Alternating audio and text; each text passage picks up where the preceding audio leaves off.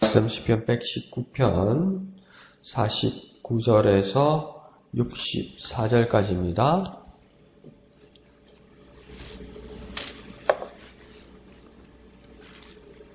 (49절부터) 같이 읽겠습니다. 주의 종에게 하신 말씀을 기억하소서. 주께서 내게 소망을 가지게 하셨나이다. 이 말씀은 나의 고난 중의 위로라. 주의 말씀이 나를 살리셨기 때문이니이다.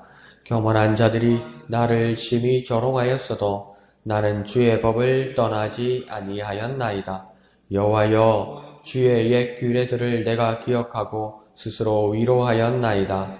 주의 율법을 버린 악인들로 말미암아 내가 맹렬한 분노에 사로잡혔나이다. 내가 나그네 된 집에서 주의 율례들이 나의 노래가 되었나이다. 여호와여, 내가 밤에 주의 이름을 기억하고 주의 법을 지켰나이다. 내 소유는 이것이니 곧 주의 법도들을 지킨 것이니이다. 여호와는 나의 분깃이시니 나는 주의 말씀을 지키리라 하였나이다. 내가 진심으로 주께 간구하였사오니 주의 말씀대로 내게 은혜를 베푸소서. 내가 내 행위를 생각하고 주의 증거들을 향하여 내 발길을 돌이켜 쌓으며 주의 계명들을 지키기에 신속히 하고 지체하지 아니하였나이다. 악인들이 줄이 내게 두루 얽혔을지라도 나는 주의 법을 잊지 아니하였나이다. 내가 주의 의로운 규례들로 말미암아 밤중에 일어나 주께 감사하리이다. 나는 주를 경외하는 모든 자들과 주의 법도들을 지키는 자들의 친구라. 여호와여, 주의 인자심이 땅에 충만하였사오니 주의 율례들로 나를 가르치소서. 아멘. 저 오늘 본문을 보면 하나님 우리에게 말씀으로 다가오시고 또 직접 역사하시는 분임을 보게 됩니다. 그래서 하나님을 실질적으로 만나고 깨닫고 경험할 수 있는 그 모습이 하나님이 말씀으로 우리에게 오시고 역사하신다는 것을 보게 됩니다. 그래서 오늘을 살아가는 우리 모든 그리스도인에게도 우리에게 하나님이 그 말씀으로써 우리에게 위로와 또 소망과 분깃이 됨을 오늘 확신하게 오늘 본문은 그렇게 이야기하고 있습니다. 그래서 우리가 119편을 이렇게 나누어서 보지만 전체로 보아도 하나님의 말씀이 주제가 되지만 이 고백자, 기도자가 이렇게 하나님의 말씀에 집착하는 이유는 고난 가운데 있어 그 하나님의 말씀을 이렇게 갈망하고 붙드는 것을 알게 됩니다. 그래서 49절에 시작하는 말씀에도 그렇게 간구하는 모습으로 나타나는 것입니다. 이 말씀을 기억해 주십시오 이러면서 이렇게 간절히 구하고 있습니다. 그래서 이 말씀하신 주님이 그 시인에게, 찬양자에게, 고백자에게 소망을 주셨음을 오늘 고백자는 이야기하고 있습니다. 그래서 왜 하나님이 이 말씀을 기억해 달라고 이렇게 기도하고 있냐면 이 사람은 무엇을 담보로 잡고 있는 것 같습니다. 그 담보가 뭐냐면 하나님이 이미 약속하셨다. 근데 그 약속은 말씀으로 약속하셨다. 그래서 말씀하신 것, 그 이미 약속하신 것을 기억해 주셔서 오늘 내 삶에서 효과가 있게 하여 주십시오.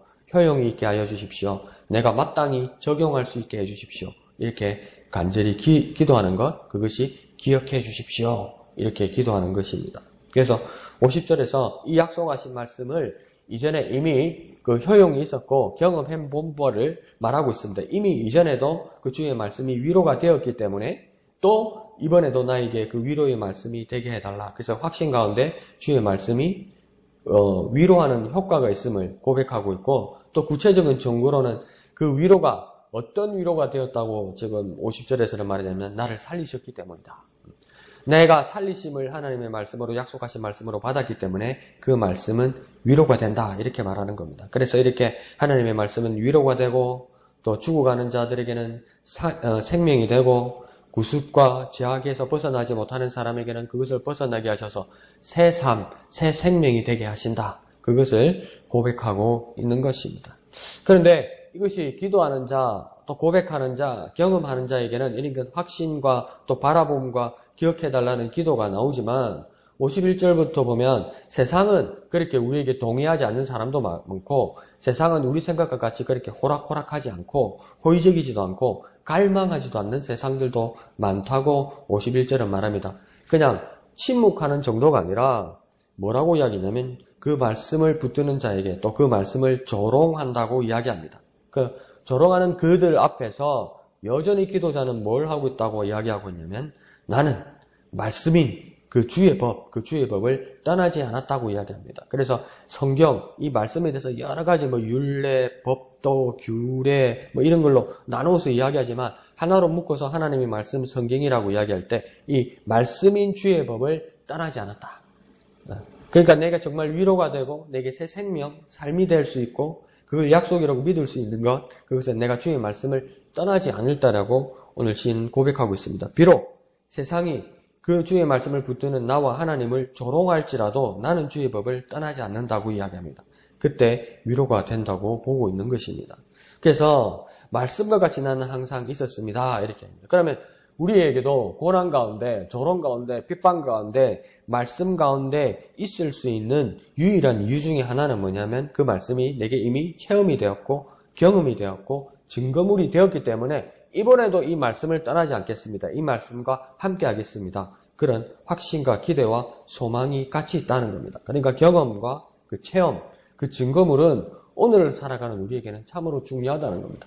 하나님의 말씀이 진실이라는 면에서 역사적인 사실이라고 믿을 수 있습니다. 그러나 역사적인 사실을 가지고 오늘 우리의 삶으로 끌어와야 되는데 우리의 삶에서 끌어와서 효과가 있어야 되고 그것이 적용이 돼야 되는데 그 적용이 되는 방법은 뭐냐면 경험이고 체험이라는 겁니다. 그것이 내게 오늘 우리에게 지금 여기에게 나타나고 경험할 수 있고 느낄 수 있고 증거물이 되는 말씀이다.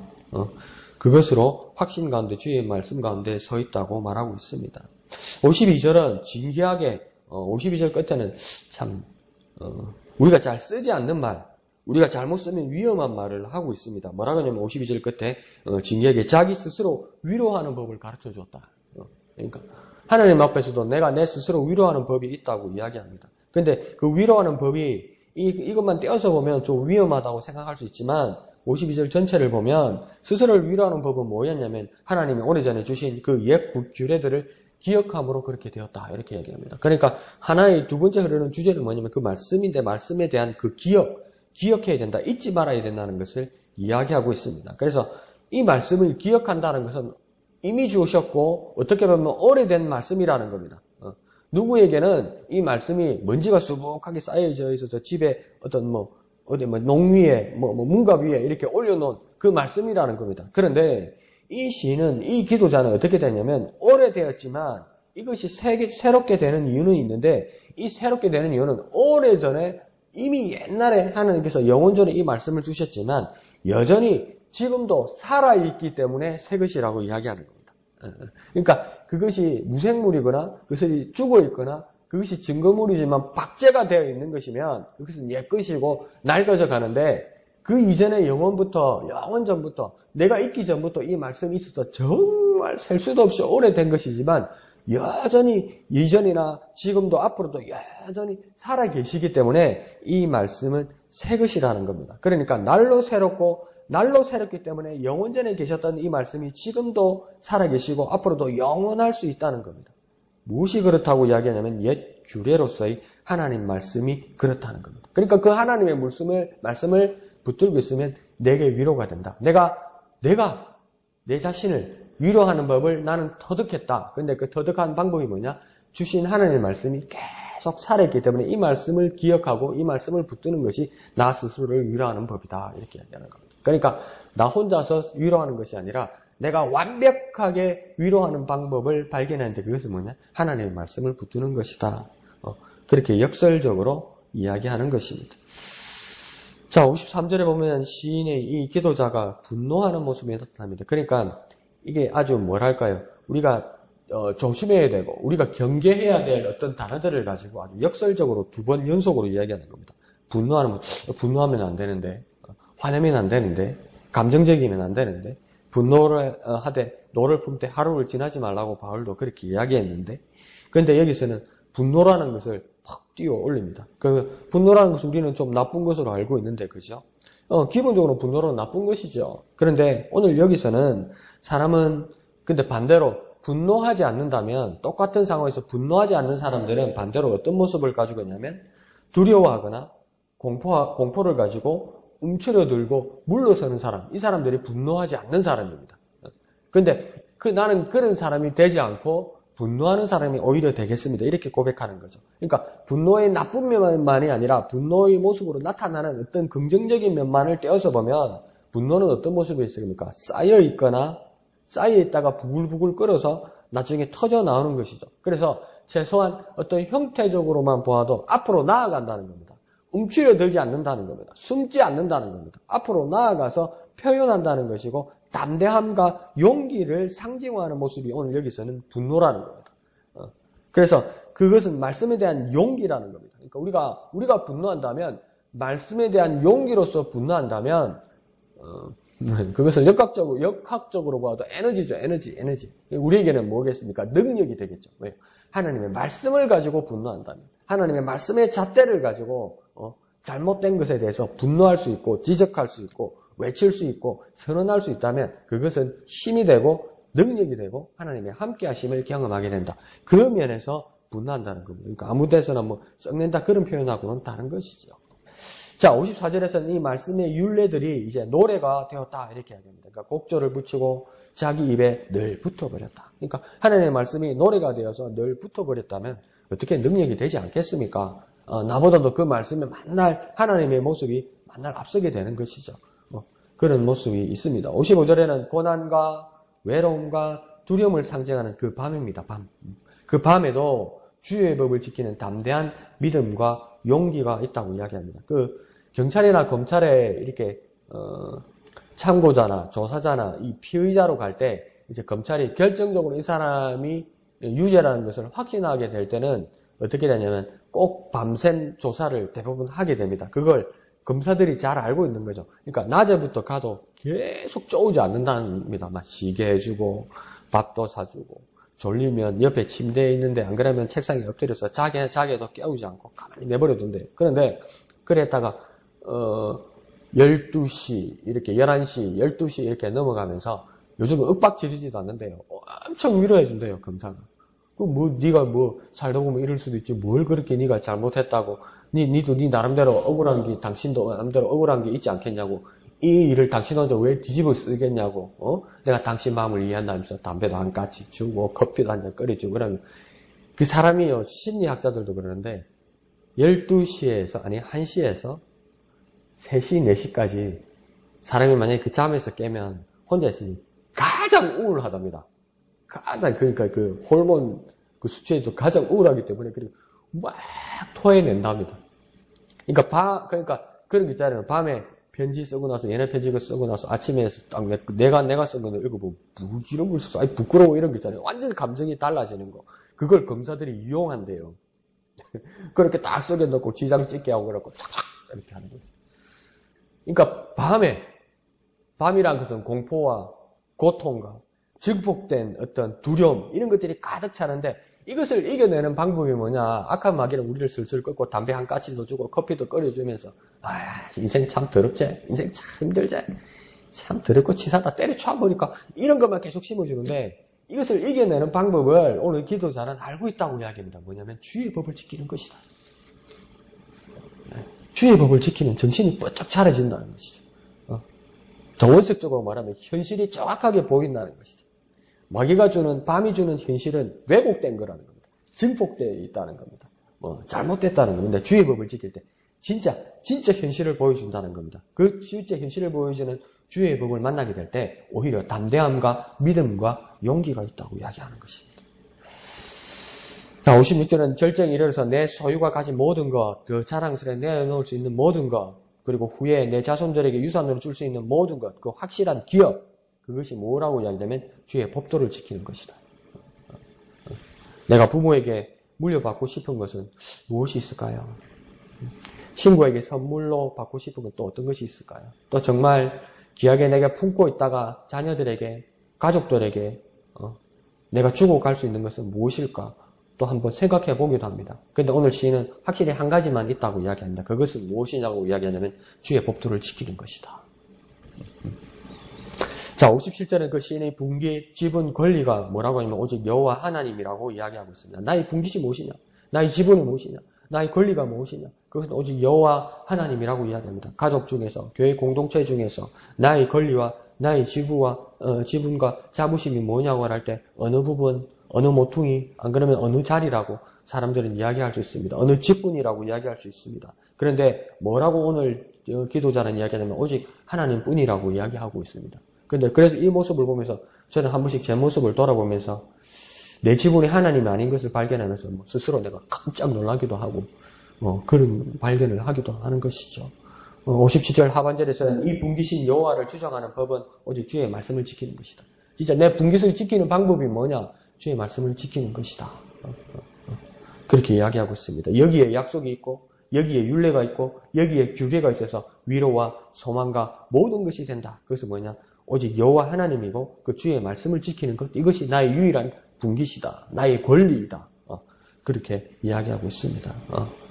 그러면서 58절에는 우리가 여기 교회에 와서 전심으로 간절히 기도하는 간구의 제목들이 있습니다. 그런데 뭐라고 이야기냐면 우리는 다 뭉쳐버려서 뭐라고 이야기하면 날마다 우리가 진심으로 간구하고 기도하는 제목을 뭐라고 하냐면 포괄적으로 은혜라고 이야기합니다. 은혜를 구하는 것이라고 이야기합니다. 그런데 오늘 본문에서는 그 은혜를 구하는 방법, 그 경로는 무엇이라고 이야기하면 58절에 한가운데에서 주의 말씀대로라고 이야기합니다. 우리가 은혜를 구한다면 우리가 간절히 기도하여서 그것을 응답받을 수 있다면 58절 한가운데서는 무엇으로 해야 되냐고 이야기하냐면 그 경로가 뭐라고 하냐면 그 수단이 뭐라고 이야기하냐면 오직 주의 말씀대로라고 이야기하는 겁니다. 그러니까 하나님께서 지금으로 말하면 매뉴얼을 이미 주셨다는 겁니다.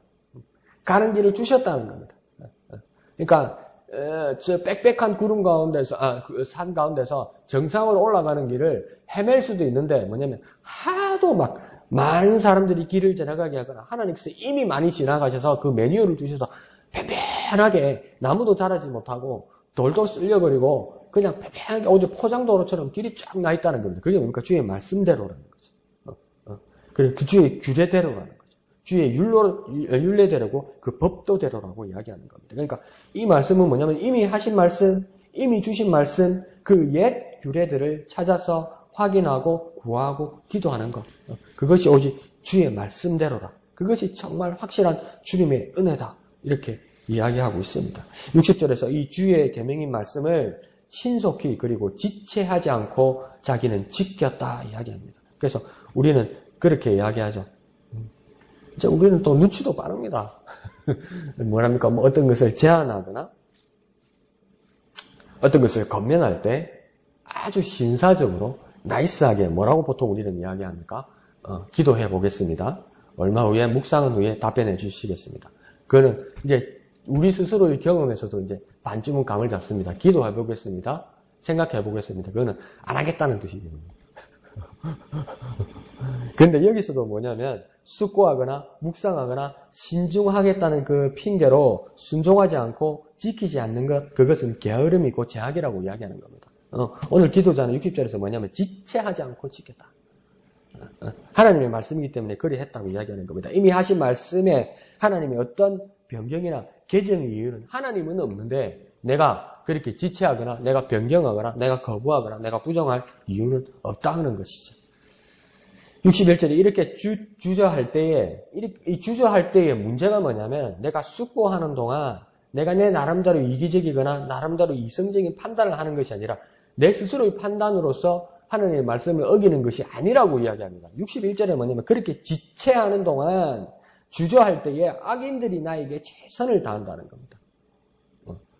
하나님을 떠나서 객관적으로 내 입장을 생각해서 하나님의 뜻을 따르지 않는다고 우리는 스스로 착각할지 몰라도 그렇게 지체하고 나름대로 숙고하고 묵상한다는 하는 동안 나 혼자 있는 것이 아니라 하나님을 떠나서 생각한다고 할 때 나 혼자 있는 것이 아니라 누구들이 등장한다고 61절에 말하냐면 악인들이 등장합니다. 그래서 악인들이 나에게 최선을 다합니다. 그 악인들이 뭘 한다고 이야기하냐면 줄이 내게 두루 얽히게 한다 이렇게 이야기하는 겁니다. 그러니까 올무를 가지고 하나의 줄로 나를 유혹하거나 미혹하거나 걸려고 하는 것이 아니라 온통 여러 줄들이 얽혀서 그물처럼 이리저리 얽히게 설키게 유혹하고 방해하고 공격하고 넘어뜨리려 한다는 겁니다. 심지어는 바쁘고 급하고 정신이 없어서 잊어버리고 깜빡하기도 만든다는 겁니다. 너무 오래 너무 많이 생각해서 이 말씀을 순종하지 않고 하나님의 말씀을 잃어버리는 경우도 있지만 악인들은 얼마나 여러 가지 수와 여러 가지 얼마나 방법들이 있는지 오래 생각하게 하는 것뿐만 아니라 오래 생각하는 동안 내가 바쁘게 하고 급하게 하고 정신이 없게 하고 잊어버리게 해서 깜빡 잊게 만들어버린다는 겁니다. 결국 그것도 하나님을 떠나게 되는 거고 하나님의 말씀을 떠나게 되는 거죠. 그래서 오늘 기도자는 뭐라고 이야기하냐면 그럼에도 불구하고 나는 주의 법을 잊지 아니하였나이다. 그러면 주의 법을 잊지 않는 방법은 뭘까요? 60절 맨 앞에 나오는 것처럼 지체하지 않고 지켰기 때문에. 62절에는 심지어 외롭고 두렵고 고민스럽고 핍박받는데 아무도 없고 테러도 없는 이 밤중에 기도자는 뭐냐면 일어나 감사했다고 이야기합니다. 왜 감사할까요? 밤중에는 안 좋은 건데, 밤중에 안 좋은 생각인데, 두려움인데, 공포인데, 그런데도 벌떡 일어나서 감사했다고 이야기합니다. 무엇이 이 기도자에게 용기를, 힘을, 확신을 줄 거예요? 그것은 오직 말씀이라고 이야기합니다. 지체하지 않았고, 주의 법을 잊지 아니하고, 그때 그 말씀이 내게 와 있기 때문에 하나님께 오히려 일어나 감사한다고 이야기하고 있습니다. 63절에 기도자는 단호하게 말합니다. 자신의 친구는 오직 두 부류의 사람들 뿐이라고 얘기합니다. 첫 번째 사람들은 누구냐면 주를 경외하는 자들이고 두 번째 사람들은 주의 법들을 지키는 자들이다. 나에게는 친구는 이 두 부류의 사람들 뿐이다. 이렇게 이야기합니다. 그래서 우리 내 자신을 한번 돌아보게 됩니다. 내 친구는 누구입니까? 그 친한 친구가 만약에 내가 생각하는 그 친한 친구라고 얘기할 때 그 친한 친구가 내 주님을 어떻게 여기고 주님의 법에는 어떤 행동을 하고 있습니까? 정말 내가 정말 이 친구는 나한테 정말 둘도 없이 친한 친구인데 주님을 무시하고 있습니까? 주님을 알지 못하고 있습니까? 오히려 주님에 대해서 조롱하고 있습니까? 주의 법에는 안중에도 없습니까? 오늘 기도자는 그런 사람은 내 친구가 될 수가 없다고 아예 말합니다. 그런데 우리는 어떡합니까? 내 초등학교 동창인데, 내 고등학교 동창인데 억수로 잘 됐어요. 억수로 내가 그 친구하고 친하다는 것을 어떤 내 삶의 백으로 생각하죠. 제가 그렇습니다. 근데 오늘 기도자는 그런 사람은 내 친구가 아니라고 이야기합니다. 또한 나는 누구의 친구가 될 수 있을까요? 어떤 사람이 나를 보고 저 사람은 정말 내 친구라고 내 자신에 대해서 저에게 대해서 이야기할 수 있을까요? 그러면 정말 나는 주님을 경외하고 나는 정말 진실로 주님의 말씀을 지키는 자입니까? 내 자신을 그렇게 한번 돌아봐야만 했습니다. 그래서 마지막으로 64절에 그 기도자는 더욱 확실하고 더욱 간절하게 구합니다. 주의 율례, 곧 주의 말씀으로 나를 가르치소서. 정말 상투적이지만 늘 하는 말이지만 언제나 의례적인 말이지만 이 말씀이 오늘은 더욱 절실하게 확실하게 우리에게 다가오는 말씀 같습니다. 더욱 하나님의 말씀을 붙들고 더욱 하나님의 말씀을 지켜야만 우리는 하나님의 사람이 되는 것이고 참 기도자가 되는 것이고 하나님의 자녀가 되는 모습임을 깨닫게 됩니다. 더욱더욱 오늘도 하루하루 주님 앞으로 더욱 나아가며 주의 말씀을 붙드는 저와 여러분 되시기를 부탁드립니다. 기도하겠습니다. 하나님 은혜를 감사합니다. 그 하나님의 말씀이 내게 정말 나에게 생명이 되고 구원이 되고 참 위로가 되고 어두운 밤 두려운 밤에도 내가 두려워하지 않고 하나님의 말씀을 붙들어 기뻐하고 감사할 수 있는 벌떡 일어날 수 있는 능력자가 될 수 있도록 하나님의 말씀으로 우리를 가르쳐 주시옵소서. 우리를 떠나지 말게 하시고 또한 우리 또한 하나님께로 더욱더 가까이 나아가게 하시고 붙들고 하나님의 말씀을 지킬 수 있도록 최선을 다하는 성실한 삶, 신실한 삶 되게 우리를 인도하여 주시옵소서. 모든 것을 감사드리며 예수님 이름으로 기도하옵나이다. 아멘. 네, 말씀을 생각하시면서 기도하시고 또 우리 목양교회를 위해서도 기도해 주시고 연약한 지체들을 위해서 더욱 기도해 주시기를 부탁드립니다. 그리고 주말 사역, 여러 사역들을 위해서 또 다 같이 기도하겠습니다. 거룩하신 아버지 하나님, 은혜를 감사합니다. 그 하나님의 말씀이 내게 참 능력이 되고 참 위로가 됨을 주님 내가 깨달아 그 주의 말씀